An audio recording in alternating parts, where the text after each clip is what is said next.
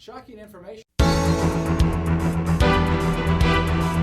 Welcome to Faith and Freedom. For the next few minutes, we hope to inform, inspire, and encourage you as we discuss the legal victories and challenges to your fundamental freedoms and religious liberties.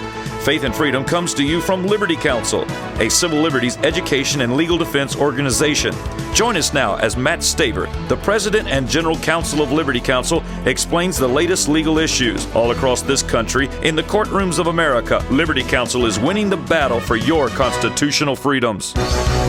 Shocking information regarding Alfred Kinsey and his so-called work on young people, as young as 4 years old and even a couple of months old. We'll talk about it on Faith and Freedom. I'm Matt Staver, founder and chairman of Liberty Counsel and dean of Liberty University School of Law. Joining me is Matt Barber, who is the vice president of Liberty Counsel Action and associate dean of the law school. And our special guest is Dr. Judith Reisman.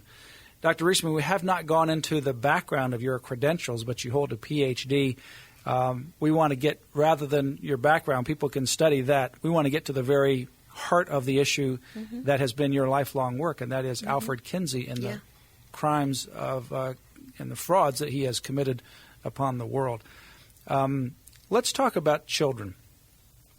And the idea that Alfred Kinsey says that humans are sexual machines, sexual beings, as young as from birth, from very young age. From birth. From birth. Now they're saying womb to tomb. Womb to tomb, that they are sexual. Yes, absolutely. Now, aside from any... I'm not saying it's true. I'm just saying that's what they say. That's what he says, right. Now, aside from anybody's research about what Kinsey said, did, whatever, let's go to his actual published books, the two bombshells.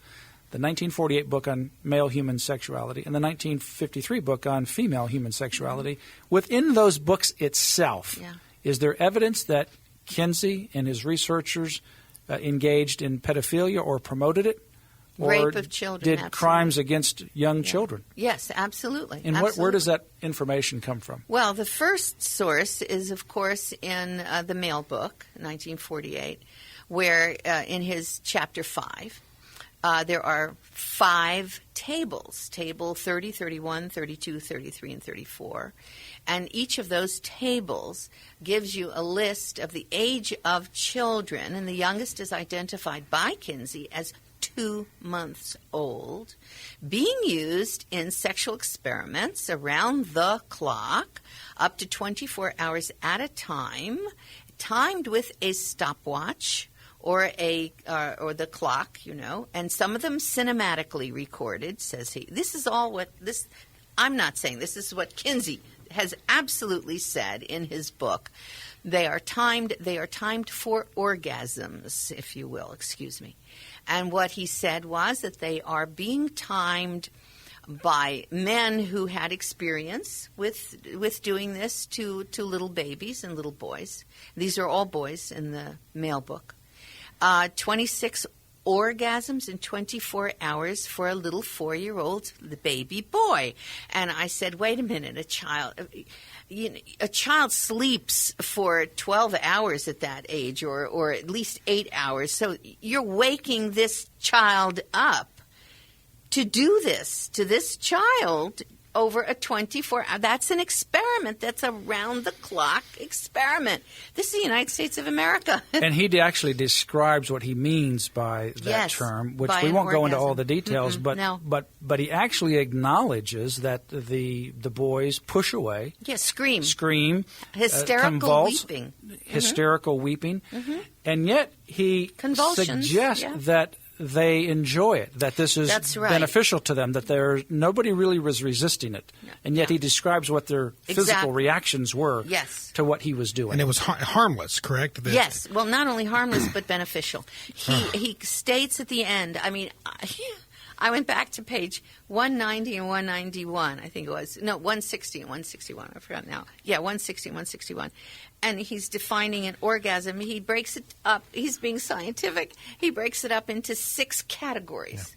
Yeah. And he starts with the lowest response mechanism of the children. They're all under 12 in this description. And he talks about hysterical weeping, and he puts in parentheses, especially amongst the younger children.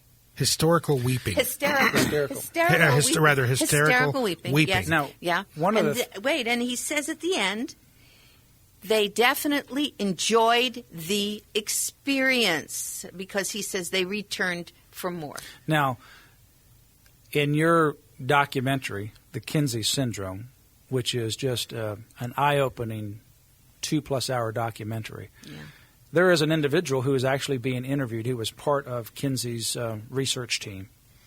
And he was being interviewed on a program, and he was saying, now, did you actually do this? Did you actually do these things? He goes, well, no. But what he did admit was that they contacted pedophiles. Oh, yeah. And they also, and you have information where they actually paid some parents to molest their children. Absolutely, We'll get to that in a few moments. But that they were actually having pedophiles, that they were knowingly committing pedophilia acts, sex acts, dominating acts against minor children. And they said, well, why don't we get some statistics out of there? So let's train you how to document that. Let's give you a stopwatch. Let's give you a check sheet so that you can check off all these things. Correct. And then you bring the data back. Hence the title of your book, Kinsey, Crimes and Consequences. Yes. Let's talk about the consequences here. Oh, gosh. Alfred Kinsey, is he not the grandfather of the modern sexology discipline, if you will? And also, he is the grandfather, a hero to the sexual relativism movement, including the homosexual activist lobby. This man is an icon, a hero to these individuals, a known pervert, enlisting pedophiles to do his evil, and yet this man is taken seriously in the majority of academic circles around the nation as a hero. And still to this day, he is quoted in court decisions as authoritative on these issues. Oh, yes. Through this junk science. It's worse than junk.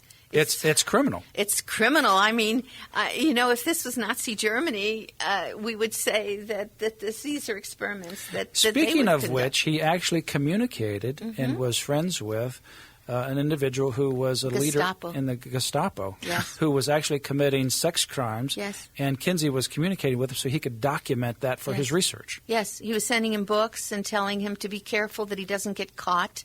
And this is a man who's quoted in the German newspapers as telling these children, it's either me or the smokestacks. And it was the smokestacks Now, of the children. People don't have to go read volumes and volumes of material to come to this conclusion. All they have to do is go to one table. Yes. And that's table 34 in Kinsey's book on male This homosexuality. isn't stuff we're making up. This is in his own This is book. a table, a chart that is included. It's table 34. There's other tables that precede it, but this is table 34 Right. in his 1948 book, Yes. Sexuality in the Human Male. And in that book, in that table, he documents the ages of young people, as young as 2 months old. No, in that one they're 5 months old. 5 months old. And another one it's 2 months. 2 months old. And in there, he documents the number of orgasms and how far apart that they were. Oh, yeah. So that's right there in his book. That is. So yes. why, when someone looks at that table, just that table, and put everything else aside, it just doesn't jump off the page and say, how would he know that? How would he get that data?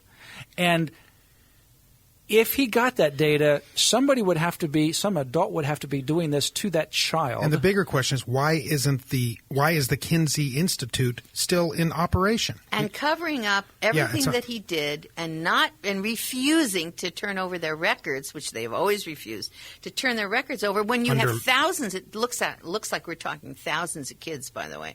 There's other data out there that identify thousands of children, and refusing to turn those data over so that these damaged children who are now in adult lives, having lived through great tragedy and trauma, can look back and see where they are in these records, films of them. It is absolutely stunning. When anybody reads or watches the 2+ hour documentary, The Kinsey Syndrome, you'll never be the same after that. After you've watched that, I would encourage you to view it. Tomorrow we're going to be talking about Esther White, a pseudonym for an individual who was one of these individuals whose father was paid by Kinsey to have sex with her. The father was being paid to have sex with his own daughter and giving that data to Kinsey, which ended up in his books. and thus the basis for the whole sexual revolution. I'm Matt Staver. We've been talking to Dr. Judith Reisman with Matt Barber. Give us a call at 1-800-671-1776, and you can order the book Sexual Sabotage by Dr. Judith Reisman. You can also text us at 20222, 20222, and give a $10 contribution to Liberty Counsel. Put LC in the subject line. You can also order the book Take Back America for a contribution to Liberty Counsel, and also the book Sexual Sabotage by Dr. Judith Reisman. For more information, call us today at 1-800-671-1776. Pray and stand with us as we defend and advance the family. You have been listening to Matt Staver of Liberty Counsel. Our hope is to encourage and inspire you to stand up for your faith, family, and freedoms. We can accomplish a lot when we work together. Get informed and get involved today. Sign up for our free monthly newsletter, The Liberator. We will send it out to you free of charge. Stay informed with our Liberty Alert email update. Just click on the website at www.lc.org or call us at 1-800-671-1776. Tune in next time to learn more about your rights right here on Faith and Freedom.